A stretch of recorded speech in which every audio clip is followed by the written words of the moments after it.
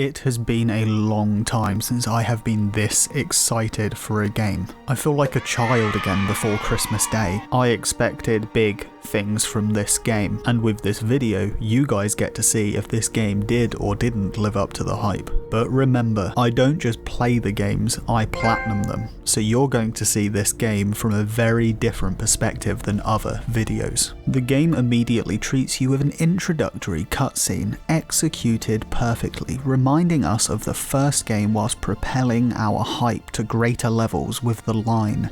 So where to now?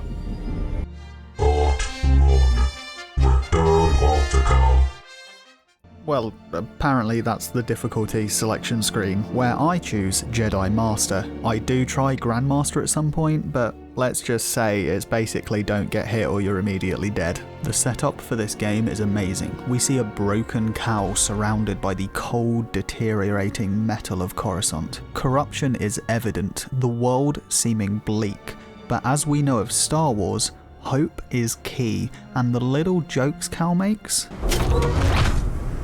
Terrorist. You gonna let him call you that? Always nice to meet a fan. indicate that there is more to this than we realise, which we quickly find out is the Star Wars classic, a droid. With the help of BD1, the game starts, feeling familiar, but not like an old friend you don't really want to see, but like that childhood meal that you forgot that you miss, or apparently just beans on a slice of bread if you're English like me. The game is quick to start throwing in collectibles too. Within a short time, I'd found 4 different ones, showing us that we need to keep our eyes open at all times. Here are some of the collectibles I found within the first hour or so. Focus shards, which can increase health, force, experience, or give a perk point. Crates that can contain cosmetics, force echoes, and stim containers that give you more healing items. All that this early, with many more collectibles to keep our eyes on, as well as those we can't yet access. And let me tell you, there is a lot that we can't yet access, which yes is concerning for our platinum struggle later. Suddenly we find out that the start of the game was a double red herring. They want you to think Cal is in trouble, but we realise that we have hope and we are in control. You discover Cal has his own large rebel group, including some really likeable characters. You get the bad news that the Empire are stronger than ever, showing that Cal is not even a thorn in their side. Then, the red herring leaps out of the water as an old face shows themselves. What took you so long? While you've been chasing shadows, I have been stopped!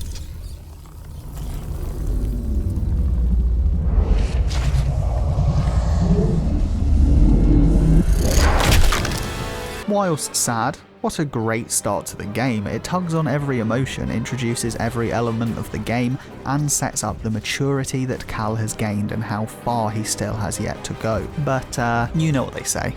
Never trust a woman with big lips, or bigger feet. I found out though, if you whack them, they do have trophies inside.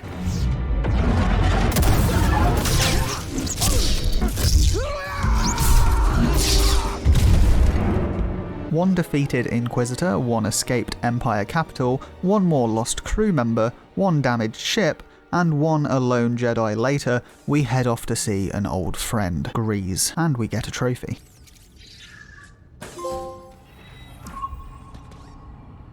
The real reward here though is not the trophy, it is the most complete, feature-rich lightsaber building ever. Here, you can change each individual segment of the lightsaber from blade to emitter to hilt, and then you can change the colour of every single part, and then you can change the polish of every single part, and then you can change the overall age of the lightsaber.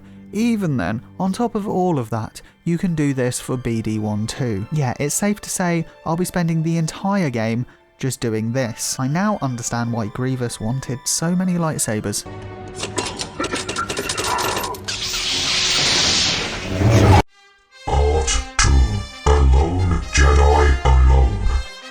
Whilst looking for Grease, the game blesses us with some fan service as we encounter these guys. Exactly as I planned it. An enemy that you can only pity.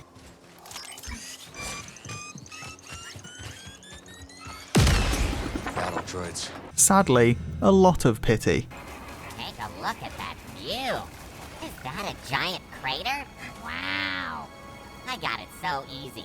Guard the cliff, crush the locals, look at the scenery. Nobody's getting past me, not without a blaster hole in him. I wonder if I'll get promoted for doing such a good job. Then I'll get the other droids to guard the cliff. Oh, but then I won't see the scenery. Now that's a dilemma. Dilemma solved. A never-ending amount of pity. Sir, I found something.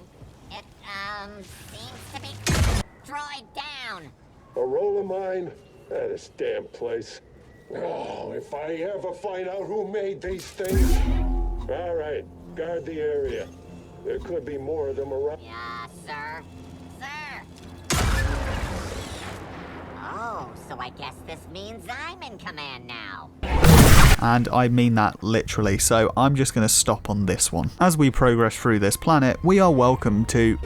My dear Dr. Sattler, welcome to Jurassic Park.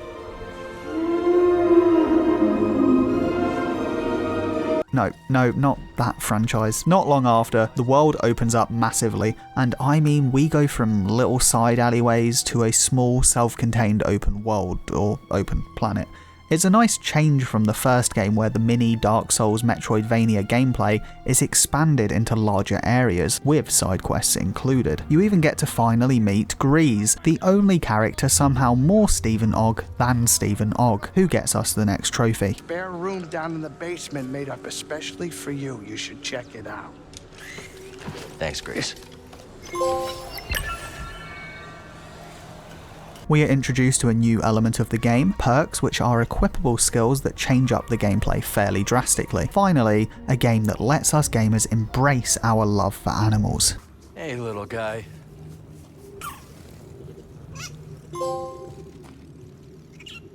Unlike a certain other game. Entering the town cantina, we meet a character that did survive the intro, and that is Bodakuna.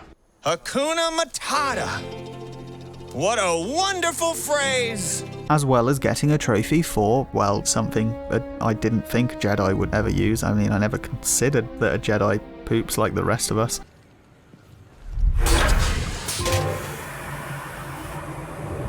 I don't want to know how this got there. At this point, we've found a sort of home base with Grease, from a ship in the first game to a town in this one. This also reveals a new component of the game for us. We will now meet various characters throughout the galaxy who can join Pyloon's saloon. This is something we need to focus on and talk to everyone as much as possible, because anyone we meet could join and help get us this trophy. Luckily, these characters are likeable, full of personality, and Scuba Steve. Scuba the Fisher, am I? as I explore, finding a new haircut unlocks us the next trophy for equipping a customization in every single slot for Cal. That's right, he gets outfits, hairstyles, and beards too. The next trophy is unlocked for releasing a Jedi who had been sleeping for a few hundred years. He is a little grumpy, though to be fair, this happens to me when I oversleep. So I guess an extra couple hundred years probably would turn a guy into a Sith Lord. One I trusted most. Stop! I could have dropped my croissant! Rescuing this back to preserved High Republic Jedi sets up the game and ends the introduction to the game. Now we move onwards with purpose. A lone Jedi no more. A hopeless Jedi no more. Jedi Knight Cal Kestis now intends to find a key to a hidden world that no one can ever access. The key to Tanalorr. Could Kriya have meant Dagan? How could she entrust Tanalorr to someone like him? Free Cantina Simulator. I, however, did not want to leave this planet. After nearly 4 hours on this one place, I considered moving on, but I saw I only had 28% of Koboh completed. There were countless areas to explore, side missions, collectibles, sites, and cosmetics. The allure of adventure and exploration is immensely strong in this game. I loved Fallen Order, it was great, but this game provides a sense of immersion within a game world to simply just explore and be among it that no other game has given me in a very long time. This mentality rewards us with the greasy money trophy for trading in 25 collectibles, though there are still far too many left. Whilst venturing across Kobo, I discover an area with a unique little puzzle that I'm pretty sure I solve wrong. Doing so, I climb a tower, and our next trophy is earned.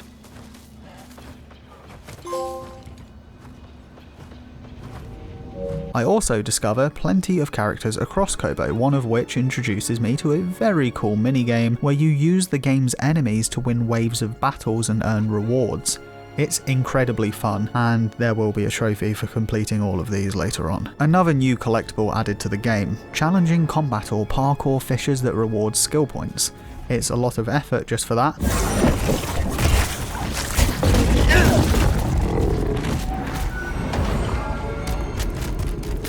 But they get us a trophy, so again, we'll get to this later. Eventually, I decide to move on to Jeddah and meet Cal's mentor from the first game, Seer. Here, we meet one of my favourite characters from the first game, and we get a trophy. We will take care of them. And it looks like they found us too. You ready? Just try to keep up, Jedi. Not long after this, Merrin introduces us to the concept of assassination. Unfortunately for her, I was apparently already adept at this because I immediately get this trophy.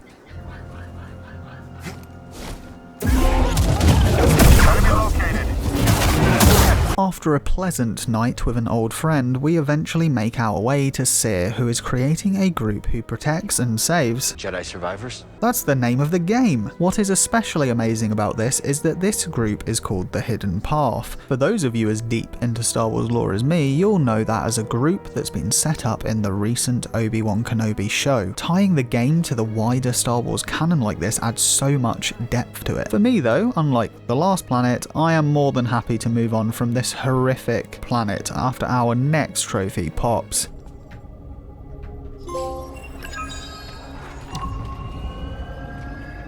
And this time we have a choice, once I get given a gun from Bode. So uncivilized. I quickly customise my new gun, which unlocks another trophy. So uncivilized. Okay, Obi-Wan, I get it, alright? Dagan and Graves. The next trophy unlocks after beating a bounty hunter ambushing us. Everybody's got rockets except me. We also discover here that bounty hunter kills give a new currency. Once again though, nothing with this game is simple. The bounty hunters have a syndicate with a hierarchy and bosses at the top to take down. Unfortunately, I make a mistake not doing these as soon as they're available, and this causes me some hassle later on. The two new main objectives are a High Republic base on Kobo, or one on Kobo's moon. I head to the one on Kobo first, which is where we get our next trophy for spending far too long exploring this early.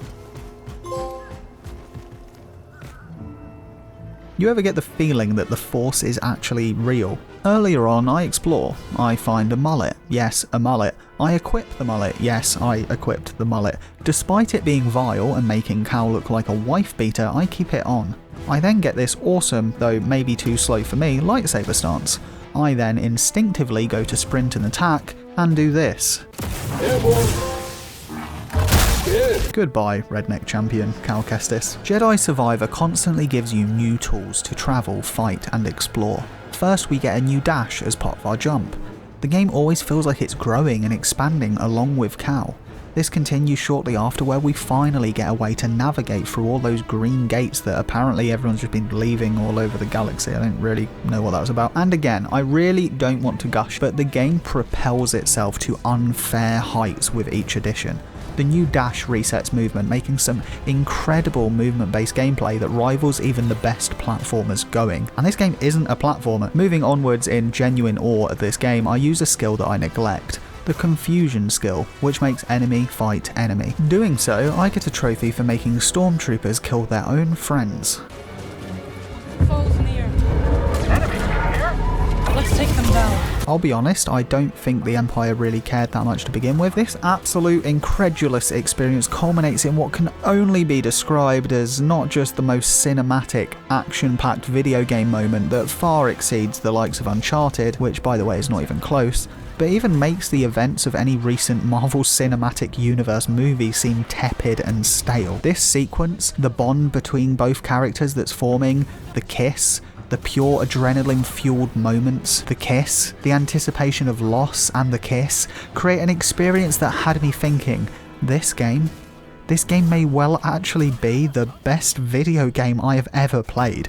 And the bronze trophy that we just got does not justify the transcendary experience that I just went through.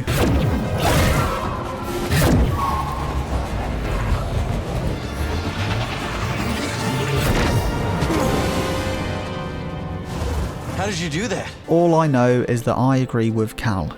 After this, I also wanted to meditate. I need to clear my mind.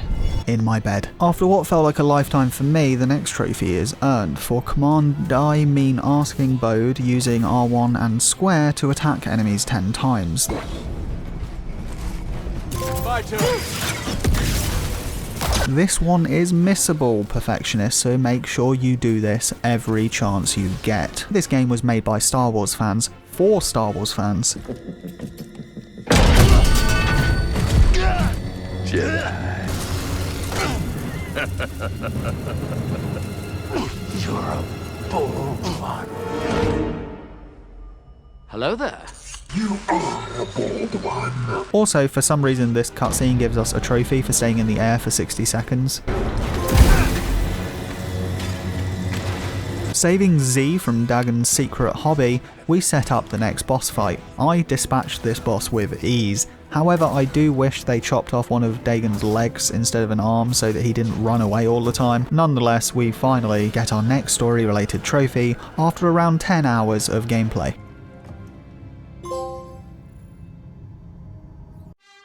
Part 5. Pulse Unleashed. After spending some time exploring and utilising some of Cal's new force powers, I make a lot of progress getting collectibles, and then get my first crash in the game, which erases nearly an hour of progress. Not ideal, but I retread ground, get them back, and then spend some skill points getting myself the next trophy. This fight demonstrates just how powerful Cal and the player have become. Numerous masses come at you, and yet you take them out with ease. After this is the toughest boss fight in the game by far. The Jedi! Get ready to die! Ah! Now I know you're a Jedi. So uncivilized. Okay, Obi-Wan. It's changed you as well.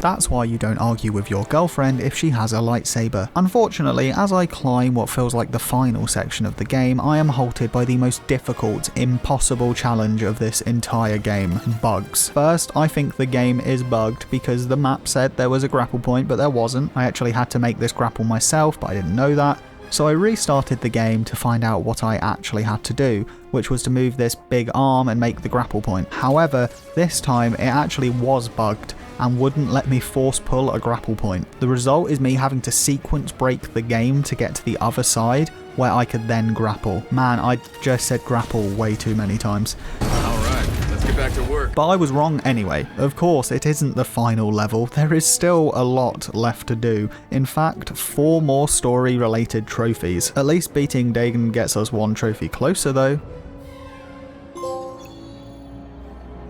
As well as 1 step closer to Tanalorr. But first, let's squeeze in another meditate and chill. I know what I want now.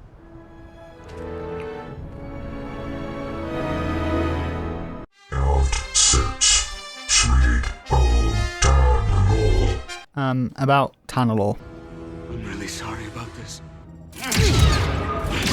I guess not. This does not Bode! well, does it? It also doesn't Bode! well for... Bode! Considering he is trying to run from a Jedi. Or not. But hey, it's just a guy with a gun, should be another easy boss. What have you done? You can't be. Or not. The following section of the game is one I refuse to spoil. For many reasons, it's something I want to leave for those of you who want to play this game. You'll see old faces, you'll fight the toughest of bosses, you'll see the gameplay in new light. What I can say though is that this section nets us the next trophy.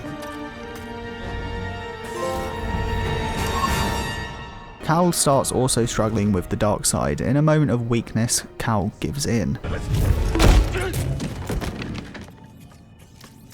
This moment of regret is fleeting, however, as he fully embraces the dark side later on whilst chasing Bode. My crew. Cordova. Luckily for Cal, unlike a certain other confused Jedi, He said you've turned to the dark side. Liar! No! he has a very good girlfriend. I know you are in pain, but this is not you! The Empire has taken enough from us!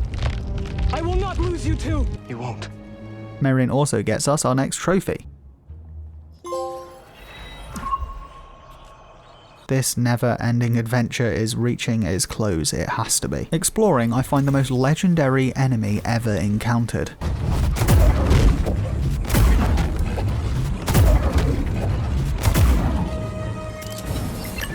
Then get a trophy for sending my mount into the great unknown. Let's go.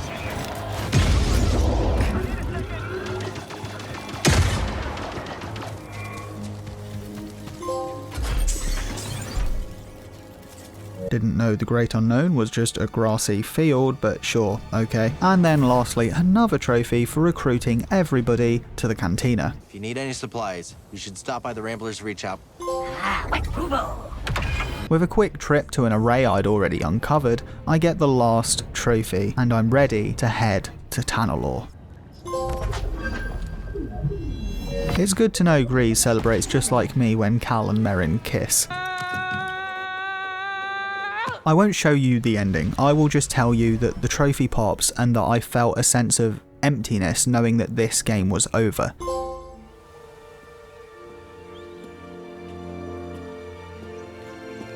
Well, it's not exactly what we expected. I won't beat around the bush here. Jedi Survivor is easily the best Star Wars game, but further than that, as a guy who's played a lot of games, I'm sure more than most of you watching, this is the best game that I have ever played, that's maybe ever been made. No other piece of media has ever created something so compelling. The world is vast, every element and component melds into one impactful experience. Cal's growth and power had depth towards the story and gameplay. There's many different games within one. It defines genres, and not just one, but multiple. You get the best of Uncharted, God of War, Ratchet & Clank, Tomb Raider, and more, all in one package. This game feels impossible, that the developers were able to create such a high quality consistency, that the amount of content and love is possible. Jedi Survivor has raised the bar in what a game should be to such a high level. I have a genuine fear I will not be able to appreciate other games because of this. This game has redefined what is possible within gaming for me, and apparently that is nearly anything. So please, if what you saw interests you, if the story intrigues you, if the mysteries I left unsolved and plot twists left flattened leave you wanting more, then I beg you to consider buying this masterpiece, this masterclass of game design. However, if you're left wanting more, then do not worry, because everything I said may change, and you can see that this video is not done. Why? Because I don't just play games, I platinum them. I master them, and this leaves us with a question. Can I master the masterclass of a game, and will doing so make me love it more, or leave me broken? Part 7. False Ghost. Now the platinum process begins, and there is a lot to do. First, I finish up the holotape minigame, which is great fun, with some good challenge. And Cal takes one out! That's the match to Cal! Then I head outside to explore the nearby Foki caverns, where I get a trophy for finishing the area, as well as an unlock for all chests on the map. This is where I realise I need to get all of the cheat maps before I can continue. Before I do that though, I manage to find the last of the fish for Scuba Steve nearby, getting another trophy. Say, g'day. Not long after, whilst looking for a cheat map on Novo, I get a trophy for beating 50 force-load enemies. I grab the cheat maps and head off to Jeddah for the next, where I then get a trophy for hitting a training dummy with a headband on. While searching for the cheat maps, I focus on mopping up another combat trophy. This time is to parry using the blaster. It enables me to see Jedi as they once did. This galaxy. So uncivilized. And almost immediately afterwards, I scan a distant enemy using BD1 for another trophy. In an Imperial propaganda broadcast. How did I look? To gain the last cheat map, I just need to finish the last Jedi chamber, which gets one more trophy, and unlocks the last map upgrade. Now the next focus is bounty hunters. You will fly all over the world, retreading old grounds and killing enemies similar to each other. It is grindy and annoying as you have to keep going back to Kobo to pick up a bounty to then go kill the bounty. However, doing so, I can mop up more combat trophies such as killing enemies with lift and using force dodge 50 times. Whilst working on the bounty hunters, I managed to get a trophy for countering with the dual blades, and then face a showdown with the last bounty hunter, though it's the mysterious stranger Yumi afterwards that earns us another trophy. And no, I will not show you who that is. You will have to find out yourself. Next, I finish hunting legendary enemies. It's a pain working out what you're missing, but quickly done. Whilst finishing the force tears, we get the trophy for parrying a resisting enemy, and then those once tough, now easy challenges are completed, earning us another trophy. Unfortunately, due to a recording issue, you won't see a few of the trophies pop, but I still showed the moment I got the trophies. Whilst waiting for the Cantina garden plants to grow, I head off to get the last perk point I missed. I equip 10 points worth of perks and I get that trophy, and then head off to the Shattered Moon to do Jedi things for another trophy. Next is the largest grind, though thankfully shortened for me because I explored so much as I played. I needed to find all 100 Priorite shards and buy every single item from the shop. But first, travelling back to Kobo rewards me with a trophy for the garden. Then, 3 real-life hours later, I managed to buy everything from the shop. A trip to a local mine full of bombs rewards a trophy for hitting 3 enemies with a mine, and this leaves just one single trophy. Scan every enemy in the game. Luckily for me, I believe I was just missing one single enemy, the Viper probe droid, and I remembered where I last saw it. So believing in the Force, I went off to hopefully get the Platinum Trophy. I step out into the desert, I start scanning with BD1, and I see the Viper probe droid.